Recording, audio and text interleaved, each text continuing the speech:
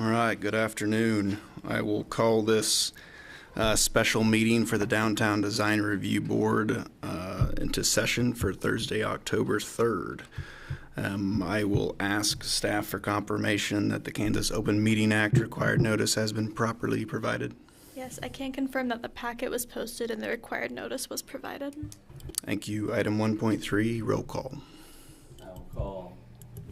I will call roll. Board Member Nelson.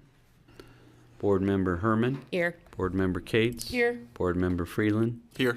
Chair Manley. Present. So we have 4 of the 5 appointed members here. That would constitute a quorum. And so we can move on with today's agenda and conduct today's business. I would just point out that because you will have a regular meeting on the 10th, there are no minutes on this agenda for your consideration. All right, seeing there's no minutes, we'll move on to new business, item 3.1.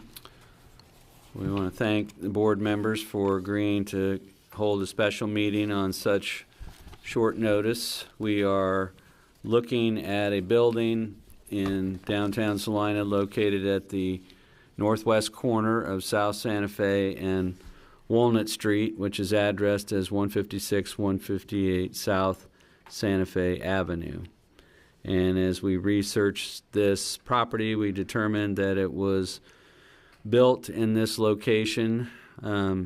This was not as if it was vacant before, but there was a building that housed the Grand Theater that occupied this corner of Santa Fe and Walnut, and that Grand Theater building was torn down and it was replaced by this newer building constructed in 1945, and it was constructed by Johnson Brothers Construction Company for Neisner Brothers Incorporated, and Neisner Brothers operated a 5 and dime retail store in this building, and the building was later occupied by the Corner Fun Center and a series of restaurants. But since 2001, Martinelli's Little Italy restaurant has occupied the building. So the 4 photos you see there is the Neisner Brothers store at the top and a photo of Martinelli's down below.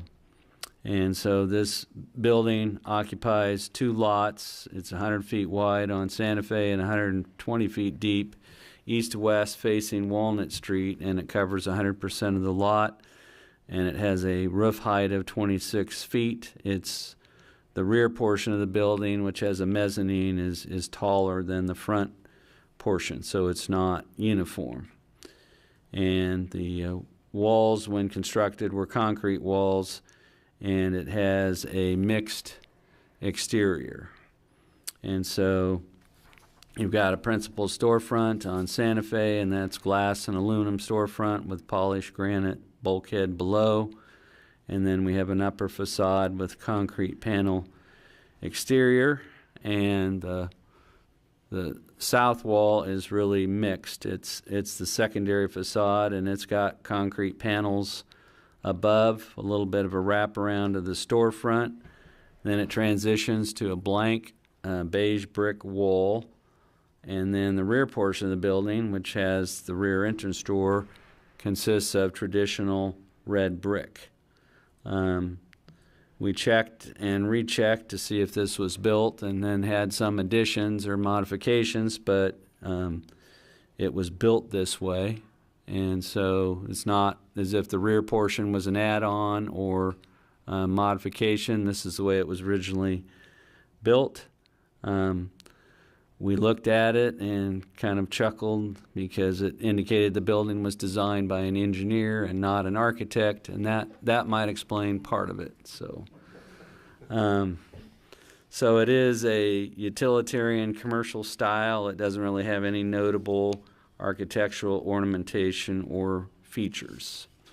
And so the reason we are here this afternoon is that Boom Salina, the applicant, with the consent of the building owner, this building being owned by 1858 Properties, LLC, has filed an application that's come before you under our Salina Business Improvement District Design Review Board ordinance, and they're requesting their certificate of compatibility, having caused the previously unpainted south brick secondary facade, that is the area between those two storefront features, to be painted. And Boom Salina is the organizer of the Boom Street Art and Mural Festival, and that is scheduled to take place October 3rd through the 5th, meaning starting today through the weekend. And their vision has been to bring in street artists and muralists from around the world to enhance the visual landscape of Salina. And their festival is funded through private and crowdsourced donors that share a creative hunger to be bold and inspiring, and this event is backed by the Salina Canvas Project. And so it's our understanding that in 2024, Boom Salina is bringing in 5 artists to complete works of art in the community. And one of those artists, Curtis Hilton, is proposing to install a painted wall graphic on the blank south brick wall of the Martinelli's building. And so the reason we're here is, to date, all of the Boom Salina art installations have involved painting side firewalls and rear building walls that do not have a frontage on a public street. And the zoning administrator has determined that this proposed art installation involves painting a previously unpainted front facade which has frontage on a public street, and in our view, making the painting and the color change subject to the Downtown Design Review Guidelines and requiring Design Review Board review. And that is just based on the historic precedent of having design review of color changes to front facades in the downtown area. So I'll just flip back briefly to it was in 1986 that the city of Salina formed the Downtown Design Review Board, or formerly the Salina Business Improvement District Design Review Board, and an ordinance was adopted at that time, and the Downtown Business Improvement District Board of Advisors at that time was concerned that you could have a individual downtown building owner, for whatever reasons or motives, that might try to paint stripes or a garish color on an individual building, which might detract from the character and appearance of the downtown area. So for that reason, when the Design Review Board was formed and the ordinance created a proposal to change the color of a front facade, required submittal of a certificate of compatibility application and review and approval by the Design Review Board. And so it was the color change that was the board's primary concern. A secondary concern was the historic preservation side of things, that painting was not an ideal preservation technique for natural masonry walls. And so this special meeting was scheduled. We have provided you some information as to what the definition of frontage and front means. And so I know from a lay perspective that can be kind of confusing, and we administer our zoning ordinance every day. But if you look, for example, of the north wall of the KU Medical School building, that north wall is visible from the street. It faces Ash Street. It's visible from Ash Street.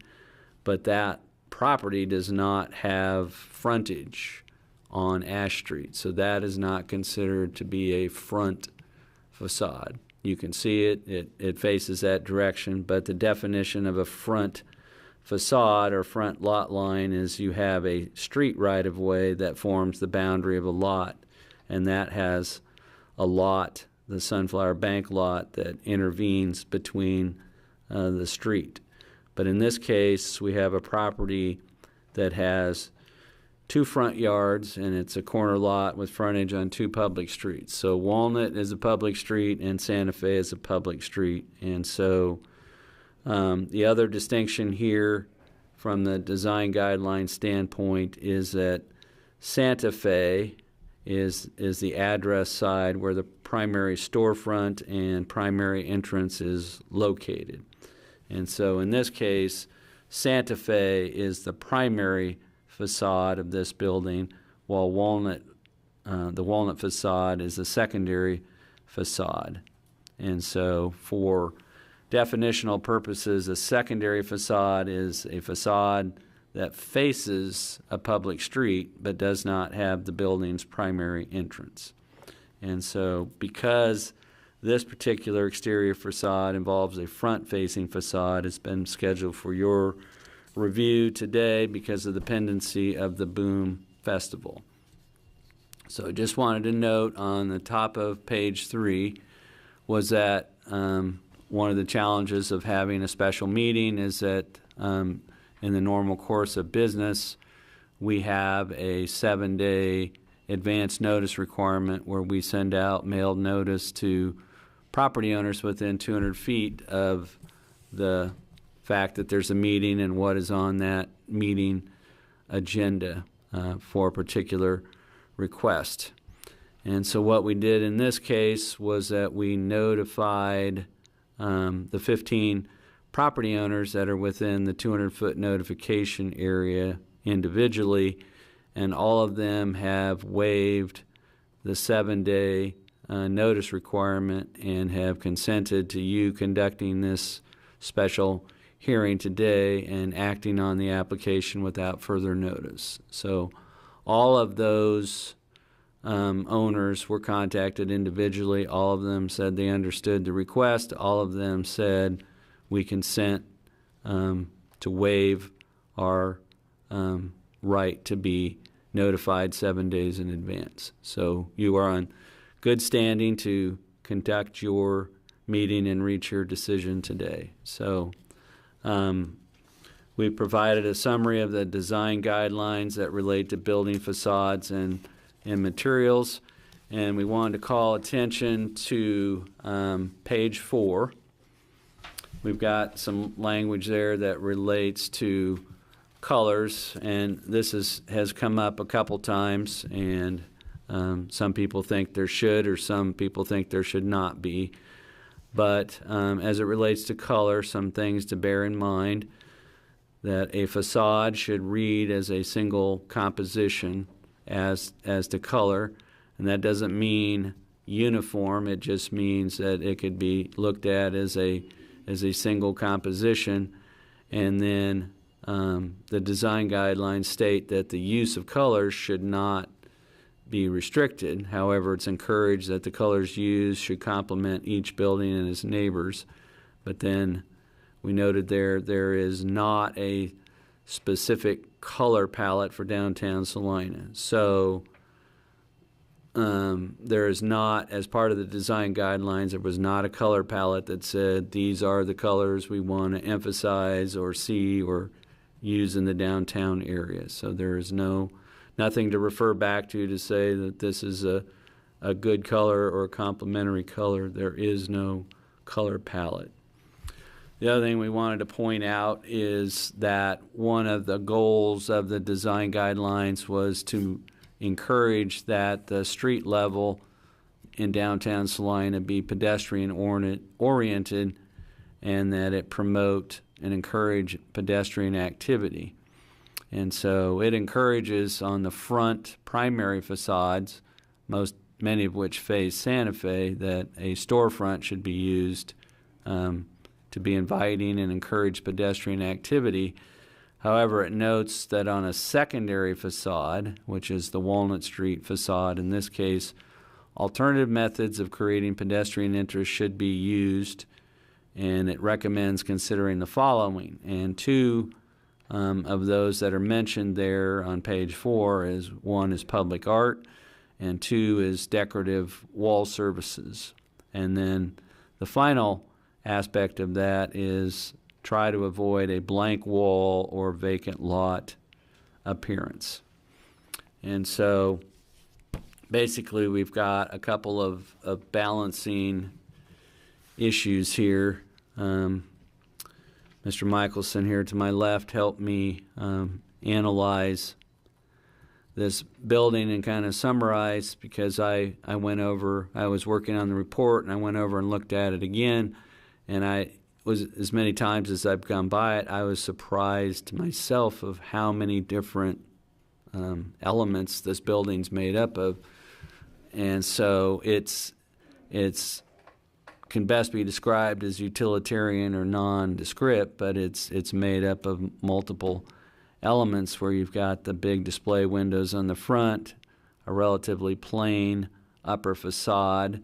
There's some polished granite down below on the front. We have awnings, and then if we look at the south side, you've got the east 25 feet nearest Santa Fe is a wraparound storefront.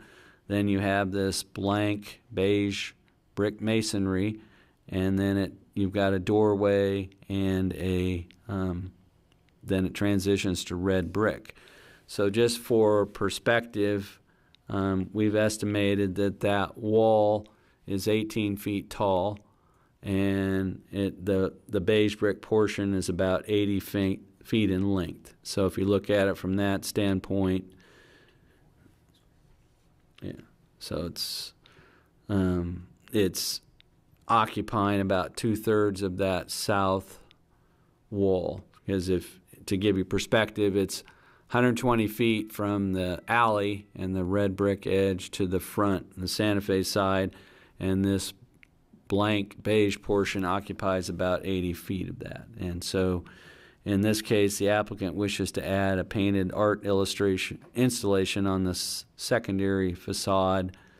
It would have black painted backdrop covering the beige brick, which you can see, and it would then be painted with an art installation by artist Curtis Hilton. And so, if approved, this would be the first front facade mural in downtown Salina, except for one, which is a ceramic mosaic mural on the front of Salina's Art Center. And so we're working with two competing interests here. We have the preservation interest in the primary historic building facades, and the design guidelines discourage the painting of intact masonry facades, partially because painting is not a good method of preserving native brick and can result in a cycle of repainting. But the counter to that is that the design guidelines also encourage the development of pedestrian-oriented environments and making buildings visually interesting to invite exploration by pedestrians. And so as staff looks at this, a unique factor in distinguishing the proposed location of this facade from previous cases heard by the Design Review Board, which proposed the painting of a front facade, relates to the difference between the primary and the secondary facade. And so as we researched this, all the previous cases had been heard by this board, proposed the painting of an unpainted masonry facade. It was the primary front facade that was proposed to be painted.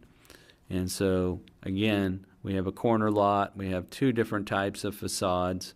We have the primary facade facing Santa Fe, and the Walnut Street facade would be classified as a secondary facade. And so our design guidelines encourage the development of the downtown as a pedestrian-oriented environment, and it's important how buildings are experienced at close proximity by pedestrians. And so the guidelines also suggest avoiding facades that are blank walls.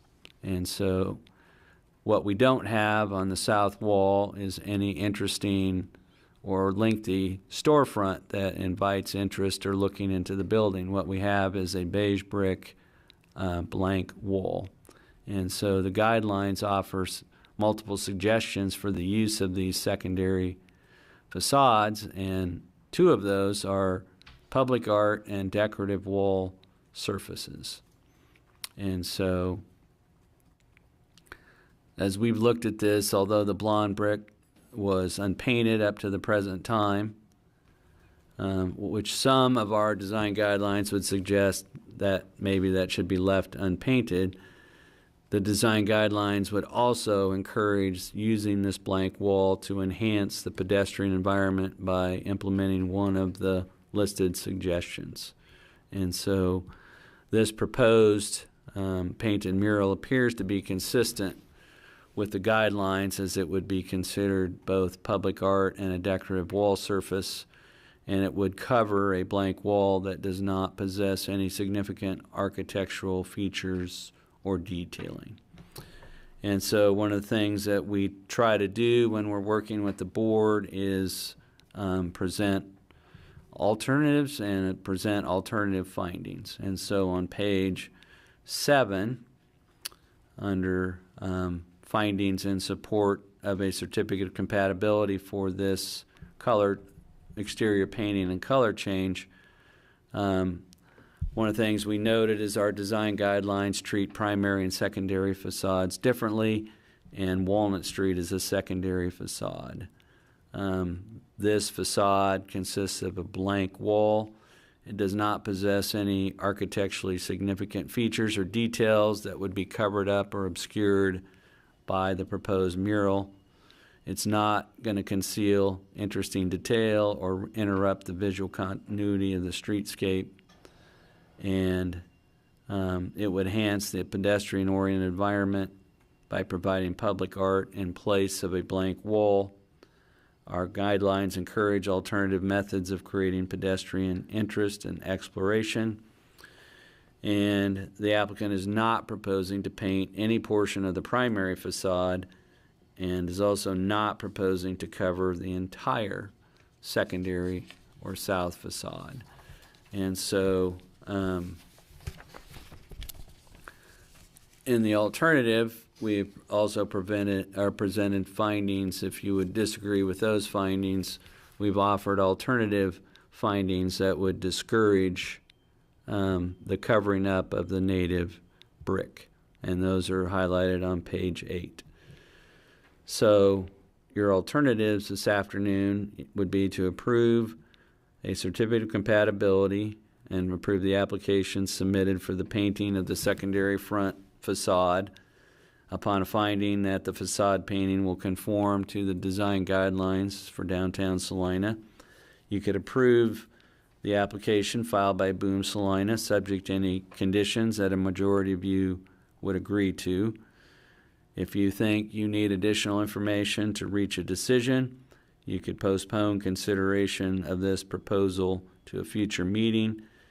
We just note that your next scheduled meeting is October 10th, or you could deny the application for a certificate of compatibility as presented upon making findings of fact or providing reasons for the denial.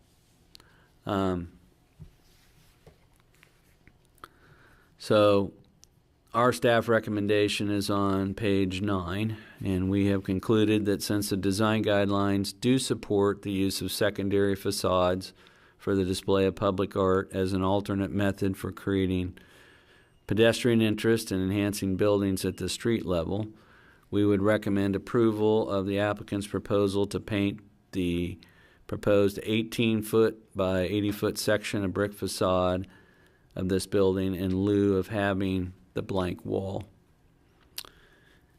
And we would note that if the board wishes to approve this proposal, it must be very careful about making its findings, because it could set an unfavorable precedent for future cases involving front facades downtown, both as to painting native brick and the installation of art on a front facade. And so a reason that, again, that I referred back to the findings that we prepared that are on page 7 of the report. Part of the reason for that is that you are, if you choose to approve and you adopt those as your findings, you can use those findings to distinguish this decision from any future decisions that you might make. And so that's the reason for incorporating findings into your decision. So following review of any alternate design proposal or additional information presented at today's meeting, if you wish to approve Boom Salina's exterior facade painting proposal, staff would recommend that the following conditions of approval be attached. And so the only condition we have is that all painting of the masonry shall be contained to the blonde brick section of the facade.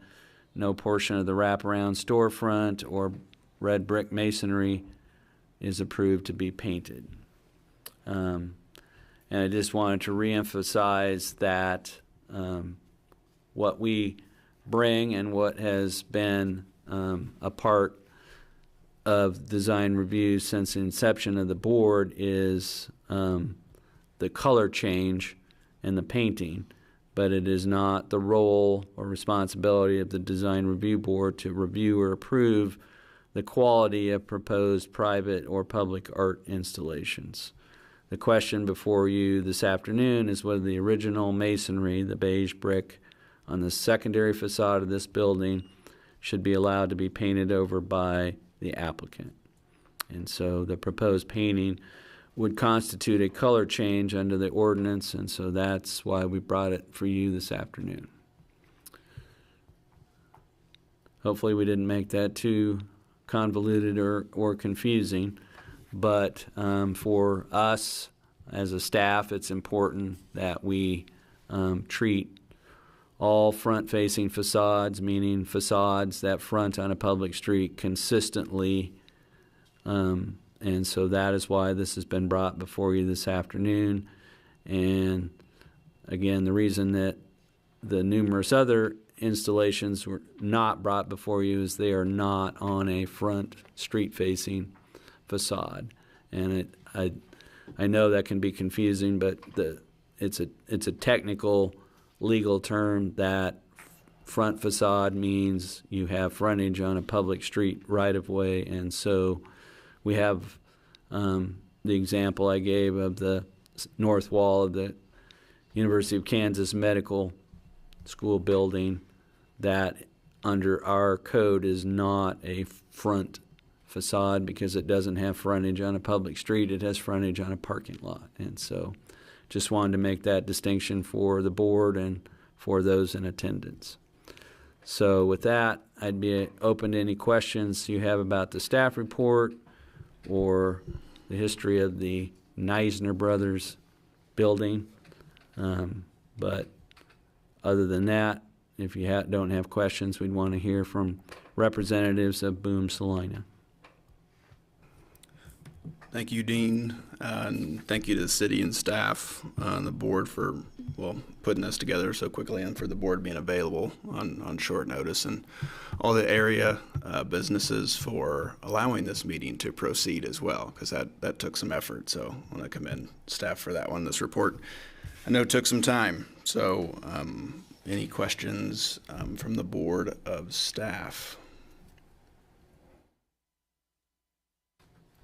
Hearing none, I will welcome comments from the applicant. I think Boom Salina is here. And please state your name. Tanner Colvin, 325 Sunset, here in Salina. On behalf of Boom Salina, I want to echo mainly Andrew's comments, staff, and you guys for being here. Thank you. Yeah, we're just looking to get board approval to finish the mural or start the mural. And we're happy to answer any questions on design or anything like color and things like that. So, any questions? I guess I just have a comment and then a question. I mean, as far as the recommendation, all painted masonry be contained in that area, well, it already is. So, I mean, we're kind of not necessarily looking at any of the front or that southwest corner. So they've already met those limitations.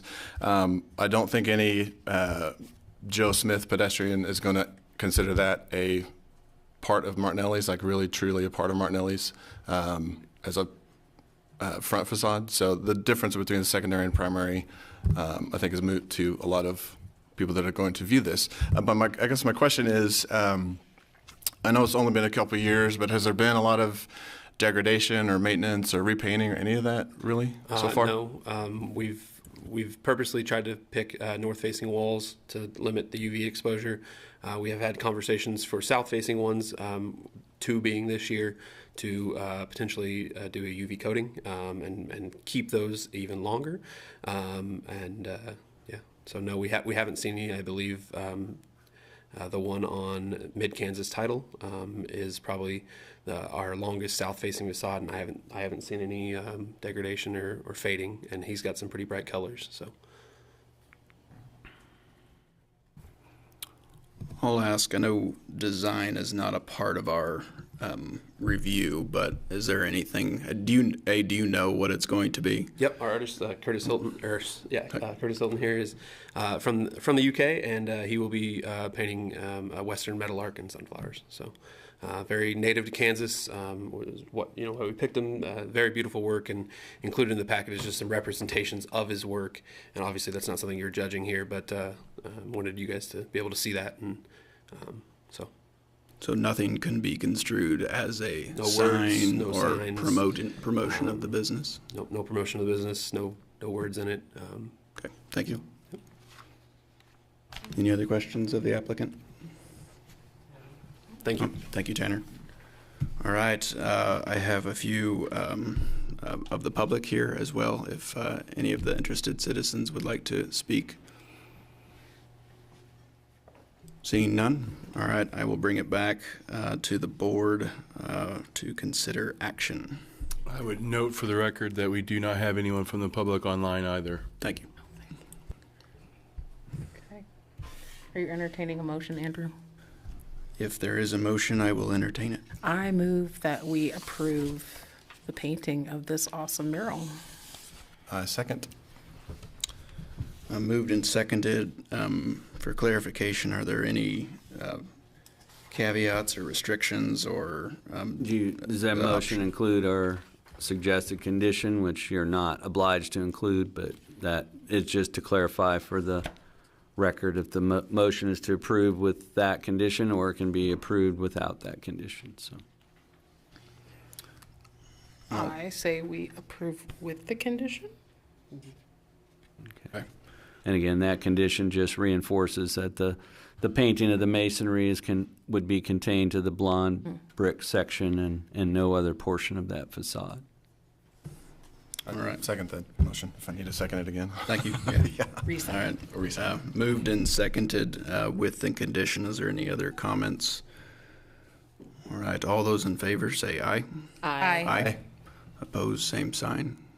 Motion passes 4-0. Thank you. And the application to paint the masonry has been approved, so. All right. Do we have any administrative items or preliminary discussion items for today? No, I think we're going to save those for your next regularly scheduled meeting, and that will occur on the 10th of October. And the application we have is for installing some front facade signage at Messenger Clothing in the 200 block of South Santa Fe. And so that is the item that's on your regular agenda for the 10th. And we certainly thank you for agreeing to a special meeting to be followed up by a regular meeting. Thank you. I will entertain a motion for adjournment. I move we adjourn. I second. Moved and seconded. All those in favor say aye. Aye. Aye. Thank you.